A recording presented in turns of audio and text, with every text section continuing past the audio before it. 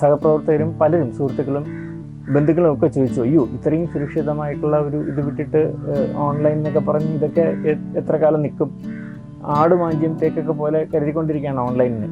ആ കാലഘട്ടത്തിലാണ് അത് ഇട്ടിട്ട് പോരുന്നത്. പക്ഷെ ഇന്നിപ്പോൾ നമുക്കറിയാം, ഇന്ന് പത്രത്തിൽ ജോലി ചെയ്താലാണ് അങ്ങനെ ചോദിക്കുക, അയ്യോ പത്രമൊക്കെ എത്ര കാലം എന്ന് ചോദിക്കുന്നത്. ഓൺലൈനിലാണല്ലോ നമ്മളിപ്പോൾ ജീവിക്കുന്നത്.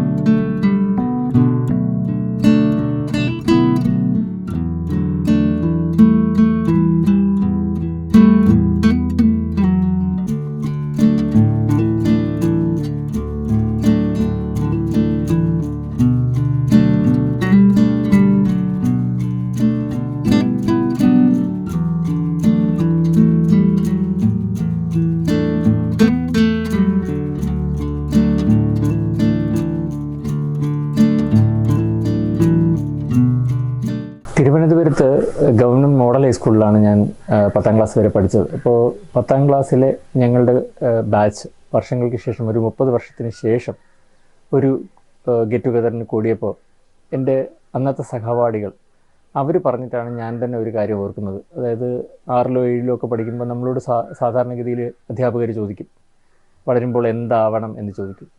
പലരും ഡോക്ടറാവണം, എഞ്ചിനീയർ ആവണം, പോലീസുകാരനാവണം, ഡ്രൈവർ ആവണം, അങ്ങനെ പൈലറ്റ് ആവണം, അങ്ങനെ പല മറുപടികൾ പറയും. അപ്പോൾ അന്ന് എന്നോട് ചോദിച്ചപ്പോൾ എൻ്റെ അധ്യാപകനോട് ഞാൻ പറഞ്ഞ മറുപടി എനിക്ക് പത്രപ്രവർത്തകനാകണം എന്നായിരുന്നു എന്ന് എൻ്റെ ഒരു സഹപാഠി, അത് അദ്ദേഹത്തിൻ്റെ പ്രസംഗത്തിൽ ഞങ്ങളുടെ ഗെറ്റ് ടുഗദറിൽ പറഞ്ഞപ്പോഴാണ് ഞാൻ തന്നെ ആ വിഷയം ഓർക്കുന്നത്. അത് ഒരു 4ാം ക്ലാസ്സിലൊക്കെ പഠിക്കുന്ന കാലം മുതൽ തന്നെ. എന്തുകൊണ്ടാണ് എന്ന് ചോദിച്ചാൽ എനിക്ക് വ്യക്തമായൊരു മറുപടിയില്ല. ഒരുപക്ഷെ എൻ്റെ അമ്മയുടെ ചേച്ചിയുടെ മകൻ, ഞങ്ങൾ 4 പേര്, അമ്മയ്ക്ക് ഒരു ഒറ്റ സഹോദരിയേ ഉള്ളൂ, അവർക്ക് 2 മക്കൾ, എനിക്കും ഒരു ചേച്ചി. അപ്പം ഞങ്ങൾ 4 പേരും ഒരമ്മ പെറ്റതുപോലെ തന്നെ വളർന്നവരാണ്. അപ്പോൾ അതിലെൻ്റെ ജ്യേഷ്ഠൻ, ആ ചേട്ടൻ, അദ്ദേഹം ഇപ്പോഴില്ല. അപ്പോൾ അദ്ദേഹം പലപ്പോഴും സംഘടനകൾക്ക് വേണ്ടി പത്രക്കുറിപ്പ് എഴുതുകയും കുറേയധികം മാധ്യമവുമായി ചില പത്രങ്ങളിൽ എഴുതുകയും ഒക്കെ ചെയ്തിരുന്നു. അങ്ങനെ അദ്ദേഹത്തിൻ്റെ സ്വാധീനമായിരിക്കാം, ആണോ എന്നെനിക്കറിയില്ല. ചെറുപ്പം മുതലേ പത്രങ്ങളോട്, പത്രപ്രവർത്തനം, പത്രത്തിൽ എഴുതണം, മാസികകളിൽ എഴുതണം, അങ്ങനെ ഒരു കമ്പം എനിക്കുണ്ടായിരുന്നു. അപ്പോൾ ഏതാണ്ട് 5ാം ക്ലാസ്സൊക്കെ പഠിക്കുമ്പോൾ തന്നെ ഞാൻ തന്നെ സ്വയം എല്ലാ മാസവും ഒരു കയ്യെഴുത്ത് മാസിക എഴുതി വരച്ച് ഡിസൈൻ ചെയ്ത് പലയിടത്തുനിന്നും മോഷ്ടിച്ചിട്ടും ഒക്കെയാണ്, സ്വന്തമായിട്ടൊന്നുമല്ല, കഥാകവിതയൊക്കെ ബാലരമയിൽ നിന്നും പൂമ്പാറ്റയിൽ നിന്നും ഒക്കെ മോഷ്ടിച്ച് അത് നോക്കി വരച്ച് ചിലത് വെട്ടിയൊട്ടിച്ച് സിനിമാ മാസിക വരെ ചെയ്തിരുന്നു. അങ്ങനെ 19 ലക്കം, അതായത് 10ാം ക്ലാസ്സൊക്കെ കഴിയുന്നത് വരെ, പ്രീ ഡിഗ്രിക്ക് പഠിക്കുന്നത് വരെ ഞാൻ തന്നെ എഴുതി ഉണ്ടാക്കും, ഞാൻ തന്നെ അത് വായിക്കും, ഞാൻ തന്നെ സൂക്ഷിച്ച് വയ്ക്കും. അങ്ങനെ ഇപ്പോഴും അത് സൂക്ഷിച്ച് വെച്ചിട്ടുണ്ട്, ആ പ്രസിദ്ധീകരണങ്ങൾ മുഴുവനും. പ്രീ ഡിഗ്രി കഴിഞ്ഞപ്പോഴത്തേക്കും ഞങ്ങൾ 2 സുഹൃത്തുക്കൾ കൂടി, എൻ്റെ 2 അടുത്ത സുഹൃത്തുക്കൾ, ഞങ്ങൾ 3 പേരും ഇപ്പോഴും സുഹൃത്തുക്കളാണ്, സഹാനിയും വിനോദും എന്ന് പറഞ്ഞ 2 പേര്. 2 പേരും മാധ്യമപ്രവർത്തകരല്ല, പക്ഷേ വളരെയധികം എന്നെ മാധ്യമപ്രവർത്തകനാകാൻ സഹായിച്ച 2 സുഹൃത്തുക്കൾ. ഞങ്ങൾ 3 പേരും കൂടി ചേർന്നിട്ട് അത് അങ്ങനെ ഒരു പ്രസിദ്ധീകരണം, ഒരു സിനിമാ പ്രസിദ്ധീകരണം, ഒരു സമാന്തര സിനിമാ പ്രസിദ്ധീകരണം, ഒരു ക്യാമ്പസ് പ്രസിദ്ധീകരണം എന്നുള്ള രീതിയിൽ, ക്യാമ്പസുമായിട്ട് വാസ്തവത്തിൽ ബന്ധമില്ല, പക്ഷേ ഞങ്ങളെല്ലാവരും പഠിക്കുന്ന ക്യാമ്പസിലാണ്.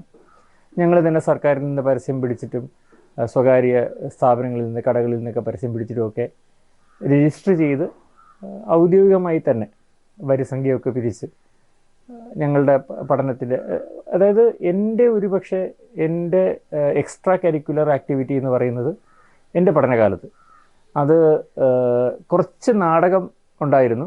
അത് ഒഴിവാക്കി കഴിഞ്ഞാൽ എഴുത്തും വായനയും വരയും ഒക്കെ തന്നെയായിരുന്നു. പഠിക്കാൻ അത്ര മോശമൊന്നും ആയിരുന്നില്ല, പക്ഷേ വീട്ടുകാരുടെ നിർബന്ധം കൊണ്ട് ഫസ്റ്റ് ഗ്രൂപ്പ് എടുക്കുകയും, പക്ഷേ എനിക്കിഷ്ടം മലയാളത്തിന് പോകാനായിരുന്നു, അല്ലെങ്കിൽ നിയമം പഠിക്കണം എന്നായിരുന്നു.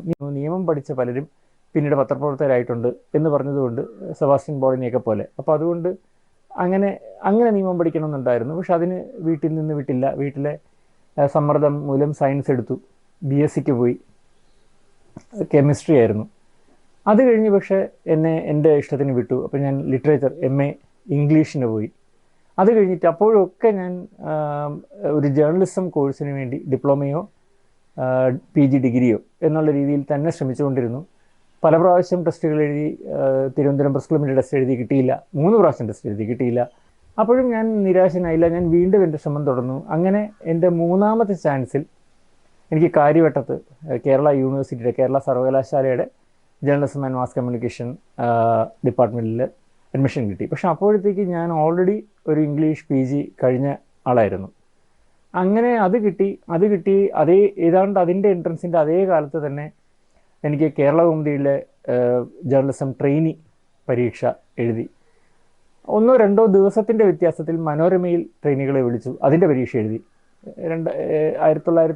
1991 91 അവസാനം ആയിട്ടാണ്. അപ്പോൾ അത് കഴിഞ്ഞിട്ട് മാർച്ചോടുകൂടി ഞാൻ കാര്യവട്ടത്ത് ജോയിൻ ചെയ്തു.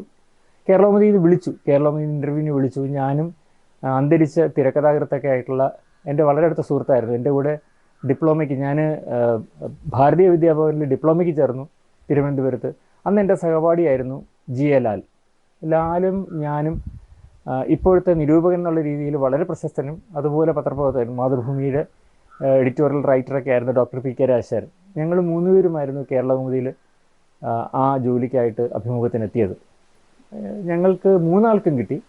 പക്ഷെ അതിൽ രാജശേഖരനും ഞാനും അത് ഉപേക്ഷിച്ചു. ലാൽ അവിടെ കയറി. ലാൽ പിന്നീട് ഹിറ്റുകളുടെ കഥയൊക്കെ എഴുതി വെള്ളി നക്ഷത്രത്തിലെ വളരെ മുതിർന്ന ഒരു മാധ്യമപ്രവർത്തകനായി മാറി. പിന്നീട് തിരക്കഥാകൃത്തായി സിനിമയിലേക്ക് പോയി. ട്രെയിനിൽ നിന്ന് വീണ് മരിച്ചു. അത് കഴിഞ്ഞിട്ട് എന്നിട്ടാണ് എനിക്ക് കാര്യവട്ടത്ത് കിട്ടുന്നത്. അപ്പോൾ കാര്യവട്ടത്ത് കിട്ടി. എൻ്റെ 1ാം സെമിസ്റ്റർ കഴിഞ്ഞപ്പോൾ ഞാൻ ഈ എഴുതിയിരുന്ന മനോരമയുടെ കോൾ ലെറ്റർ വന്നു. എന്നെ അവർ തിരഞ്ഞെടുത്തു.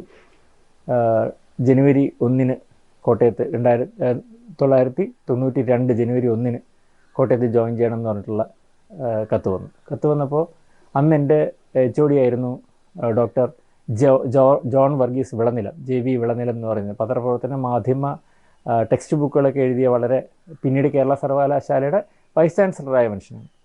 അപ്പോൾ അദ്ദേഹം എന്നോട് ഉപദേശിച്ചു, ഉറപ്പായിട്ടും മലയാളം പത്രപ്രവർത്തനമാണ് ചെയ്യാൻ ഉദ്ദേശിക്കുന്നതെങ്കിൽ ഇതിനേക്കാൾ മികച്ച ഒരു അവസരമില്ല, അതുകൊണ്ട് ഇവിടെ നിൽക്കരുത്, നിങ്ങൾക്ക് ഓൾറെഡി ഒരു PG ഉണ്ട്, അതുകൊണ്ട് പോകണമെന്ന് പറഞ്ഞ് അങ്ങനെയാണ് ഞാൻ മനോരമയിൽ ജോയിൻ ചെയ്യുന്നത്.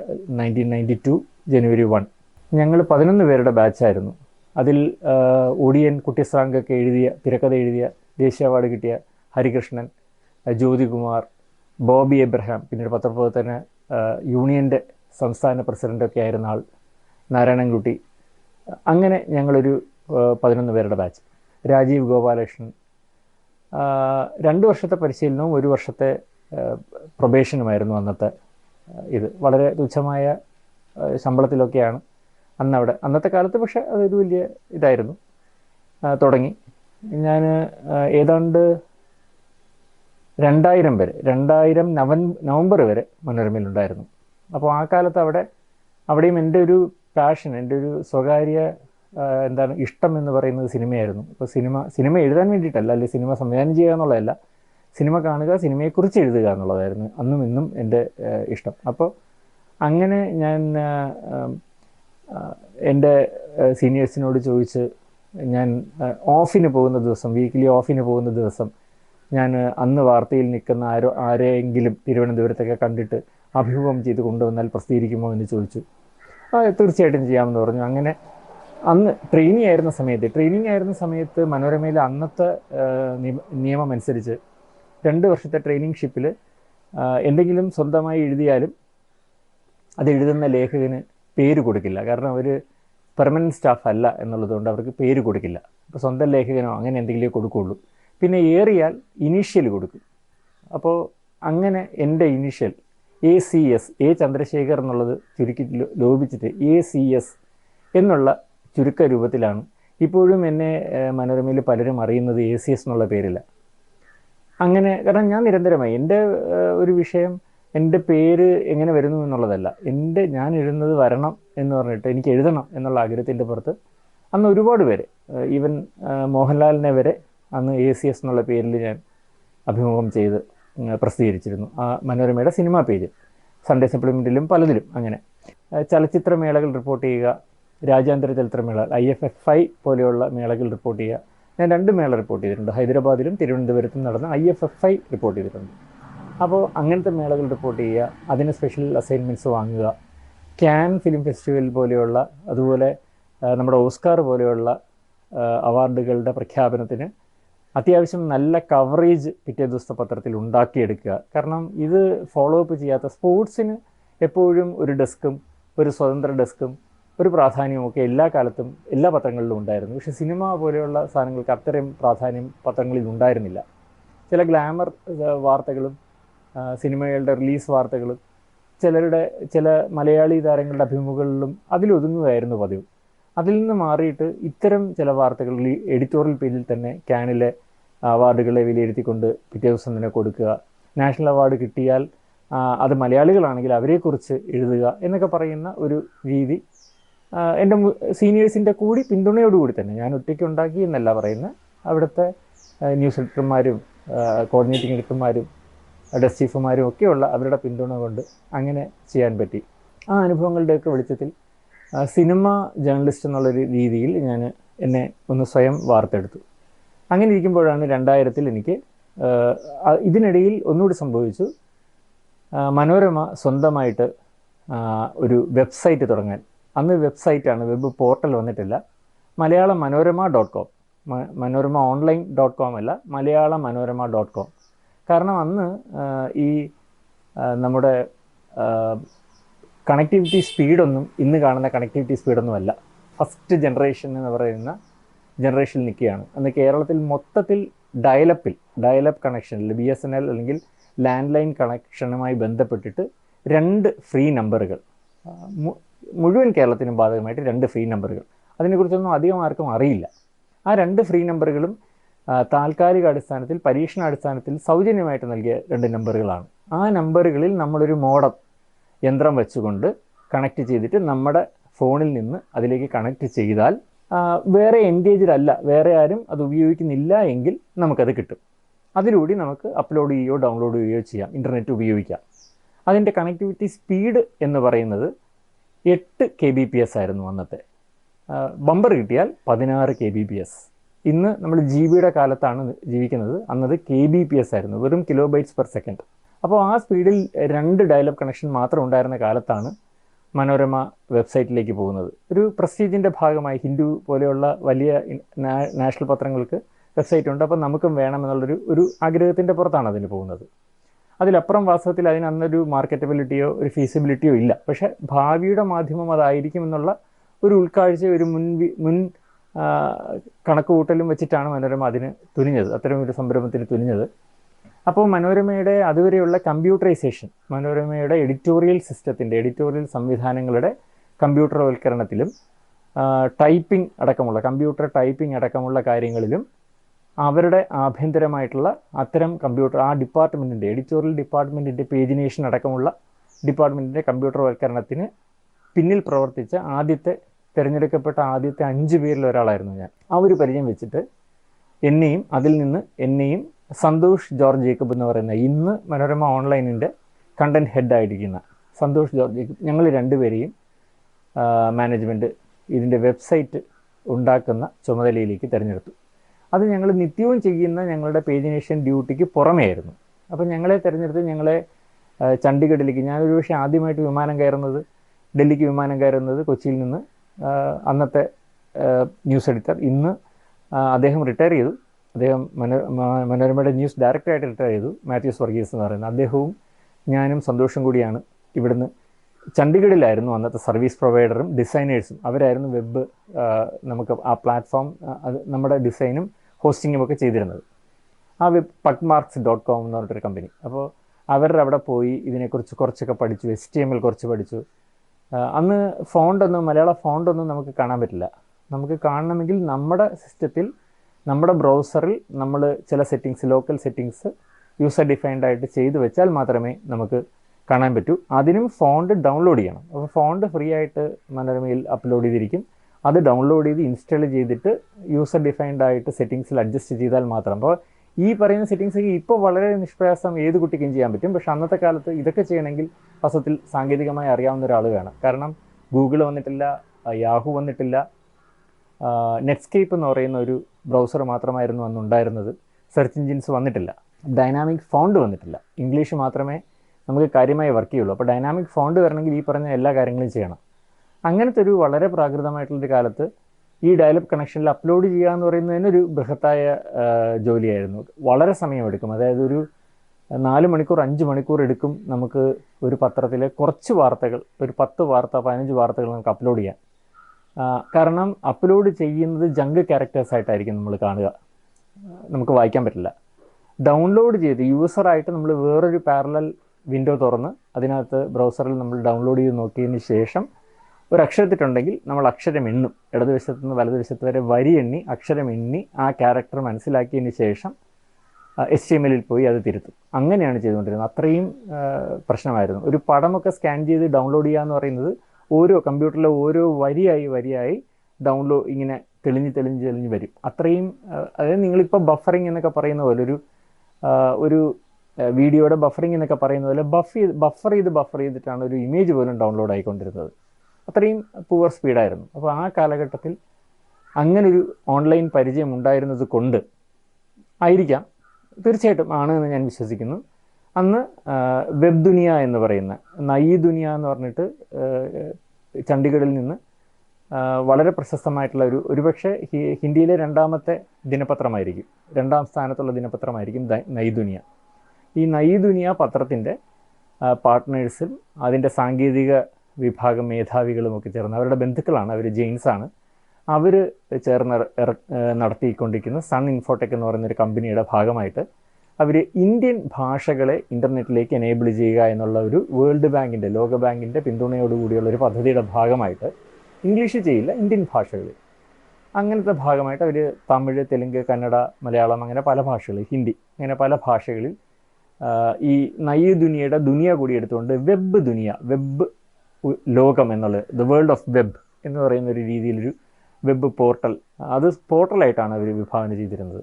അതിനകത്ത് ഒരുപാട് സേവനങ്ങൾ അവർ, ചാറ്റ്, അന്നത്തെ കാലത്ത് വിപ്ലവം എന്ന് പറയാവുന്ന chat, discussion board, Malayalam email, പത്ര എന്ന് പറയുന്ന ഇമെയിൽ, അങ്ങനെ പല പല ഫെസിലിറ്റീസ് അവതരിപ്പിച്ചുകൊണ്ട്, കാരണം അതിൽ ഗവേഷണം ചെയ്യുക, അത് ഡെവലപ്പ് ചെയ്യുക എന്നുള്ളതായിരുന്നു ലോകബാങ്ക് ഇവർക്ക് നൽകിയ അസൈൻമെൻറ്റ്. അങ്ങനെ അതിൻ്റെ ഭാഗമായിട്ട് ഈ വെബ് ദുനിയ എന്ന് പറയുന്ന പോർട്ടൽ അതാത് ഭാഷകളിൽ കൊണ്ടുവരിക. അപ്പോൾ തമിഴിൽ വെബ് ഉലകം, തെലുങ്കിൽ വെബ് പ്രപഞ്ചം, കന്നഡയിൽ വെബ് പ്രപഞ്ച, മലയാളത്തിൽ വെബ് ലോകം, അങ്ങനെ പറയുന്ന webloகம்.com എന്ന് പറഞ്ഞൊരു പോർട്ടൽ.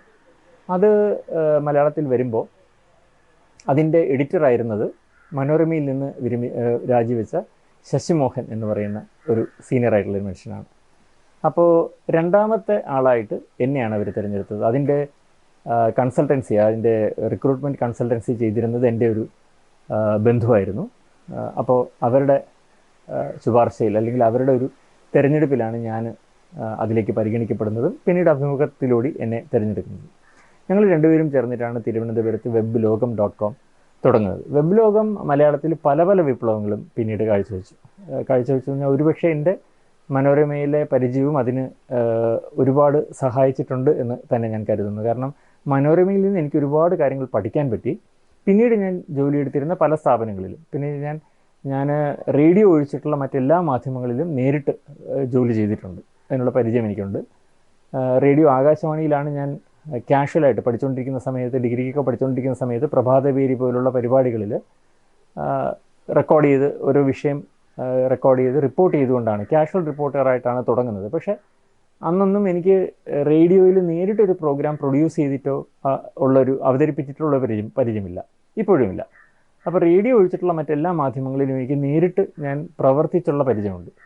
അപ്പോൾ അങ്ങനെ വെബ് ലോകത്തിൽ കുറേ ആശയങ്ങൾ അന്ന് അവതരിപ്പിക്കാൻ കഴിഞ്ഞു. അതിൽ പ്രധാനപ്പെട്ട ഒരാശയമായിട്ട് ഞാൻ ഓർക്കുന്നത്, ഞാൻ വെബ് ലോകത്തിലുണ്ടായിരുന്ന സമയത്ത് ഒരു അധ്യാപക സമരമുണ്ടായി. ഹൈസ്കൂളിൽ ഒരു അധ്യാപക സമരമുണ്ടായിട്ട് SSLCയുടെ അന്നത്തെ മോഡൽ പരീക്ഷ നടക്കാതെ പോയി. SSLC പരീക്ഷ തന്നെ നടക്കുമോ ഇല്ലയോ എന്നുള്ളൊരു പ്രശ്നത്തിലായി. സൂപ്പി വിദ്യാഭ്യാസ മന്ത്രിയായിരുന്ന കാലഘട്ടമാണ്. അപ്പോൾ മോഡൽ പരീക്ഷയുടെ ടൈം ടേബിൾ പ്രഖ്യാപിച്ച ദിവസം മോഡൽ പരീക്ഷ നടക്കില്ല എന്നൊരവസ്ഥയിലേക്ക്, ഈ അധ്യാപക സമരം കൊണ്ട് നടക്കില്ല എന്നൊരവസ്ഥയിലേക്ക് വന്നു. അപ്പോൾ ഞങ്ങൾ പെട്ടെന്ന് ആലോചിച്ച്, ഞങ്ങളുടെ മുന്നിൽ 16 ദിവസത്തെ ഒരു ഗ്യാപ്പ് ഉണ്ടായിരുന്നു. അപ്പോൾ ഞാനൊരു ആശയം അന്ന് ശശിമോഹൻ സാറിനോട് പറഞ്ഞു. അതായത് ഞങ്ങൾ തന്നെ ഡെവലപ്പ് ചെയ്ത് ഈ വെബ് ലോകം എന്ന് പറയുന്ന വെബ് ദുനിയ എന്ന് പറഞ്ഞ കമ്പനി തന്നെ ഡെവലപ്പ് ചെയ്തിട്ട് അഖില ഇന്ത്യ അടിസ്ഥാനത്തിൽ നടത്തിക്കൊണ്ടിരുന്ന ഒരു തത്സമയ ഇൻ്ററാക്റ്റീവ് പരിപാടി ഉണ്ടായിരുന്നു. അത് ഇന്നിപ്പോൾ MP ആയിട്ടുള്ള ഡെറക് ഒബ്രെയിൻ അന്ന് ഒരു ബോൺവിറ്റ ക്വിസ് കോൺടെസ്റ്റ് എന്ന് പറഞ്ഞൊരു മത്സരം ദൂരദർശന് വേണ്ടി നടത്തിക്കൊണ്ടിരുന്നു. ആ മത്സരത്തിൻ്റെ ഒരു ഓൺലൈൻ വെർഷൻ വെബ്ദുനിയ ഏറ്റെടുത്തിട്ട് വെബ്ദുനിയയുടെ പ്ലാറ്റ്ഫോമിലൂടെ അവതരിപ്പിച്ചിരുന്നു. അതൊരു പേറ്റൻറ്റഡ് ഷോ ആയിരുന്നു, നമ്മൾ കോൻ ബനേഗാ ക്രോർപതിയൊക്കെ പോലെ. അതിൻ്റെ കൺസെപ്റ്റ് വളരെ രസകരമായിരുന്നു. നിങ്ങൾക്ക് ഇന്ത്യയിലോ ലോകത്തോ എവിടെ ഇരുന്നിട്ട് വേണമെങ്കിലും ആ മത്സരത്തിൽ പങ്കെടുക്കാം.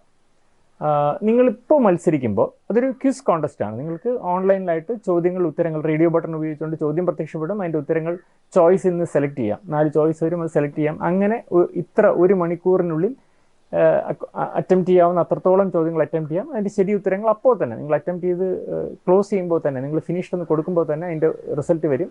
ജയിച്ചെങ്കിൽ ജയിച്ചു, ഇല്ലെങ്കിൽ ഇല്ല. പക്ഷേ ഈ മത്സരിക്കുമ്പോൾ നിങ്ങൾ ആ സമയം നിങ്ങളൊരു പക്ഷേ മത്സരിക്കുന്നത് UP-യിലിരുന്നൊരു ഹിന്ദിക്കാരനോടായിരിക്കും. അയാൾ ഇതേ ക്വിസിന് ഉത്തരം പറയുന്നത് ഹിന്ദിയിലായിരിക്കും.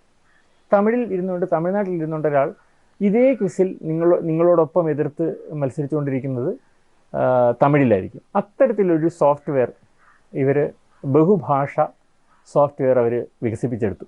അപ്പം ഞാൻ അതിനകത്തെ മലയാളം വെർഷൻ കണ്ടിട്ട് ഞാൻ സാറിനോട് പറഞ്ഞു, നമുക്ക് എന്തുകൊണ്ട് ഈ സോഫ്റ്റ്വെയർ ഉപയോഗിച്ചുകൊണ്ട് സർക്കാർ പ്രഖ്യാപിച്ച അതേ ടൈം ടേബിൾ അനുസരിച്ച് നമുക്ക് മോഡൽ പരീക്ഷ നടത്തിക്കൂടാ, ഒരു ഓൺലൈൻ മോഡൽ പരീക്ഷ. അപ്പോൾ അന്ന് ഈ ഓൺലൈനിൽ ഇങ്ങനെയൊക്കെ ചെയ്യാൻ പറ്റുമെന്ന് പോലും ആർക്കും അറിയില്ല, ആരും ചിന്തിച്ചിട്ടില്ല.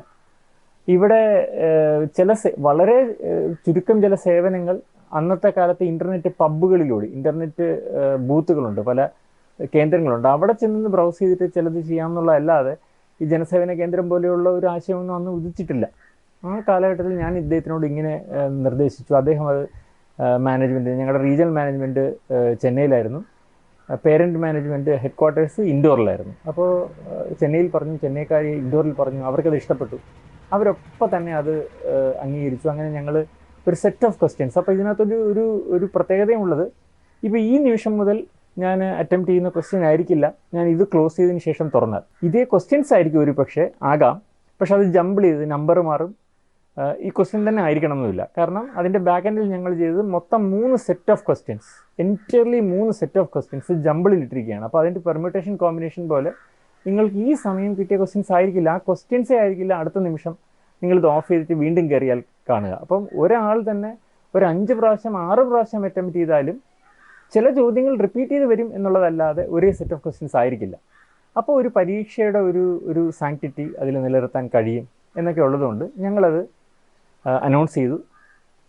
ഞങ്ങൾക്ക് ചോദ്യങ്ങൾ ഈ ലിമിറ്റഡ് സമയത്തിനകം ഇത്രയും ഭാഷകളിൽ ഇത്രയും ചോദ്യങ്ങൾ ഉണ്ടാക്കുക അല്പം ബുദ്ധിമുട്ടായിരുന്നു. അപ്പോൾ അത് ശശിമോഹൻ സാറ് അദ്ദേഹത്തിൻ്റെ മാതൃഭൂമി ബന്ധം വെച്ചിട്ട് അദ്ദേഹം മാതൃഭൂമിയുടെ വിദ്യാരംഗം എന്ന് പറയുന്ന മാസികയുടെ എഡിറ്റോറിയൽ ആയി സഹകരിച്ച് അവരുമായി കോബ്രാൻഡ് ചെയ്തിട്ട് അവരുടെ കയ്യിൽ നിന്ന് അവർ തയ്യാറാക്കി വെച്ചിരുന്ന 3 സെറ്റ് ഓഫ് ക്വസ്റ്റ്യൻസ് വാങ്ങിച്ച് അത് ഡിജിറ്റലൈസ് ചെയ്തിട്ടായിരുന്നു ഉപയോഗിച്ചത്.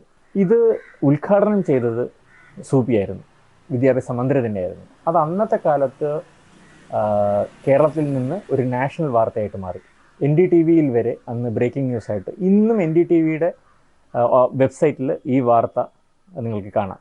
ഗൂഗിളിൽ സെർച്ച് ചെയ്ത് കഴിഞ്ഞാൽ NDTV-യിലെ ഇങ്ങനെ ഓൺലൈൻ എക്സാം കേരള എന്നൊക്കെ പറഞ്ഞു കൊടുത്താൽ NDTV-യുടെ വെബ്സൈറ്റിൽ ഇന്നും ആ വാർത്തയുണ്ട്. അപ്പോൾ അങ്ങനത്തെ ഒരുപാട് പരീക്ഷണങ്ങൾ ഞങ്ങൾ അക്കാലത്ത് ചെയ്തു. അതുപോലെ ഒരു ഓൺലൈൻ ചാറ്റ്, സെലിബ്രിറ്റി ചാറ്റ്, അന്ന് അതിൽ പങ്കെടുത്ത ഒരുപാട് പേരുണ്ട്. പിന്നെ സാഹിത്യകാരന്മാർ, സിനിമാക്കാർ, സുരേഷ് ഗോപിയൊക്കെ വന്നിരുന്നു. അതുപോലെ ഡോക്ടർമാർ. ഇപ്പോൾ ആരോഗ്യ പ്രശ്നങ്ങൾ നിങ്ങൾക്ക് വ്യക്തി ആരാണ് എന്ന് പോലും വെളിപ്പെടുത്താതെ നിങ്ങൾക്ക് ഡോക്ടറോട് നേരിട്ട് ചോദിക്കാം. മറ്റൊരു അവസരത്തിൽ ചോദിക്കാൻ മടിക്കുന്ന കാര്യം പോലും നിങ്ങൾക്ക് അപ്പോൾ ചോദിച്ച് മറുപടി അറിയാം. ശബ്ദമില്ല, അന്ന് ശബ്ദമോ വീഡിയോ ഇല്ല, പക്ഷേ അടിച്ചുകൊണ്ട് നിങ്ങൾ ടൈപ്പ് ചെയ്തുകൊണ്ട് നിങ്ങൾക്കറിയാം. അത്തരത്തിലുള്ള ചാറ്റ്, അങ്ങനെ ഒരുപാട് ആശയങ്ങൾ അതിനകത്ത് അവതരിപ്പിച്ചു. അതുപോലെ ഈ പത്ര എന്ന് പറയുന്നത് ഇംഗ്ലീഷ് അടിച്ചാൽ മലയാളം വരുന്ന ഒരു മംഗ്ലീഷ് കീബോർഡ് അവതരിപ്പിച്ചുകൊണ്ടാണ് മലയാളത്തിൽ ഇമെയിൽ ആദ്യമായിട്ട് സാധ്യമാക്കിയത്. അന്ന് കുട്ടികൾക്ക് വേണ്ടി അറ്റംപ്റ്റ് ചെയ്ത ഒരു കാര്യം, ഒരു സൈബർ നോവൽ എന്ന് പറയുന്നത്. ഹൈപ്പർ ലിങ്ക് ആണല്ലോ ഓൺലൈനിൻ്റെ ഏറ്റവും വലിയ ഫീച്ചർ എന്ന് പറയുന്നത്. അപ്പം അന്നത്തെ കാലത്ത് ഒരു നോവൽ, ഒരു ബാലനോവൽ, ആ ബാലനോവലിൻ്റെ ഫ്ലാഷ് ബാക്ക് അല്ലെങ്കിൽ ആ ബാലനോവലിൽ പറയുന്ന ഒരു റെഫറൻസ് ഒരു ഹൈപ്പർ ലിങ്കാണ്. ഒരു രാജ്യത്തെക്കുറിച്ച് പറയുന്നു, അല്ലെങ്കിൽ ഒരു സാങ്കല്പിക, ഇപ്പോൾ അതിൻ്റെ കഥാസാരമൊക്കെ ഇപ്പോൾ ആലോചിച്ച് കഴിഞ്ഞാൽ ബാഹുബലി പോലത്തെ ഒരു കഥാസാരമായിരുന്നു. അതിനകത്തെ ഇപ്പം കട്ടപ്പ ബാഹുബലിയെ കൊന്നത് എന്തിന് എന്ന് പറയുന്ന ആ ഒരു ചോദ്യം ഉണ്ടായിരുന്നു എന്ന് സങ്കല്പിക്കുക. അത് അമരാവതി കോട്ട എന്ന് പറഞ്ഞിട്ടായിരുന്നു ആ നോവലിൻ്റെ പേര്. അങ്ങനെ ഒരു സന്ദർഭം വരുമ്പോൾ അത് ക്ലിക്ക് ചെയ്ത് കഴിഞ്ഞാൽ പോകുന്നത് ഒരു പടത്തിലേക്കോ അല്ലെങ്കിൽ ഒരു മാപ്പിലേക്കോ അല്ലെങ്കിൽ ഒരു വിശദീകരണത്തിലേക്കോ അല്ലെങ്കിൽ മറ്റൊരു കഥയിലേക്കോ ഫ്ലാഷ് ബാക്ക് ഒക്കെ നമ്മൾ പിന്നെ അങ്ങനെ ഓഡിയോ ഫയലായിട്ടും ഒരു ചെറിയ പിക്ചോറിയൽ ഫയലായിട്ടും ഒക്കെ കൊടുത്തുകൊണ്ടുള്ള ഹൈപ്പർ ലിങ്ക് നോവൽ എന്ന് പറയുന്നൊരു സങ്കല്പം. ഇങ്ങനെ പല കാര്യങ്ങളും അതിനകത്ത് ആവിഷ്കരിച്ച് നടപ്പിലാക്കാനും അതിൻ്റെ ഒരു പരിചയം നേടാനും സാധിച്ചു. അതുപോലെ തന്നെ അന്നത്തെ കാലത്ത് മെഡിക്കൽ എഞ്ചിനീയറിംഗ് എൻട്രൻസ് എന്ന് പറയുന്ന അതിൻ്റെ റിസൾട്ട് പ്രഖ്യാപനം, SSLC റിസൾട്ട് പ്രഖ്യാപനം വലിയ വാർത്തകളായിരുന്നു. അപ്പോൾ അന്ന് SSLC മെഡിക്കൽ എഞ്ചിനീയറിംഗ് എൻട്രൻസിൻ്റെ പ്രഖ്യാപനത്തിന് ഡയറക്ടറേറ്റ് അപ്രൂവ് ചെയ്ത്, അതായത് മെഡിക്കൽ എഞ്ചിനീയറിംഗ് എൻട്രൻസ് ഡയറക്ടറേറ്റ് അവരുടെ വെബ്സൈറ്റിൽ കൊടുത്തിരുന്ന ഈ റിസൾട്ടുകൾ കിട്ടും എന്ന് കൊടുത്തിരുന്ന ഒരു വെബ്സൈറ്റ് വെബ്ലോഗമായിരുന്നു. അപ്പോൾ അന്നത്തെ കാലത്ത് ഞാൻ ഓർക്കുന്നുണ്ട്, കാസർഗോഡൊക്കെ പല ഈ ഇൻ്റർനെറ്റ് ബൂത്തുകളും അവിടെ കുട്ടികൾ വലിയ നീണ്ട ക്യൂവിൽ നിന്നിട്ട് അവരുടെ റിസൾട്ടുകൾ അറിഞ്ഞ് ഈ വെബ്ലോഗം വഴി അറിഞ്ഞ് അതിൻ്റെ കളർ പ്രിൻ്റ് ഔട്ടിന് 10 രൂപ വെച്ച് ഈ ബൂത്തുകാർ പ്രിൻ്റ് ഔട്ട് എടുത്ത് കൊടുത്ത് പൈസ വാങ്ങിച്ച വാർത്ത പിറ്റേ ദിവസം പത്രത്തിൽ വന്ന് ഞാൻ വായിച്ചു തീർക്കുന്നുണ്ട്. അതുപോലെ ചില സർവേകൾ, ഇലക്ഷൻ സർവേ പോലെയുള്ള, ഇലക്ഷൻ ചർച്ച പോലെയുള്ള കാര്യങ്ങൾ ഒക്കെ അന്ന് അതിൽ സംഘടിപ്പിച്ചു. ഇതൊക്കെ ഇപ്പോഴും ഒരുപക്ഷെ നടത്തുന്ന, ഇന്നത്തെ യൂട്യൂബിൻ്റെ കാലത്തും ഒരുപക്ഷെ നടത്തുന്ന കാര്യങ്ങളാണ്. ഞങ്ങൾ അന്ന് 2000,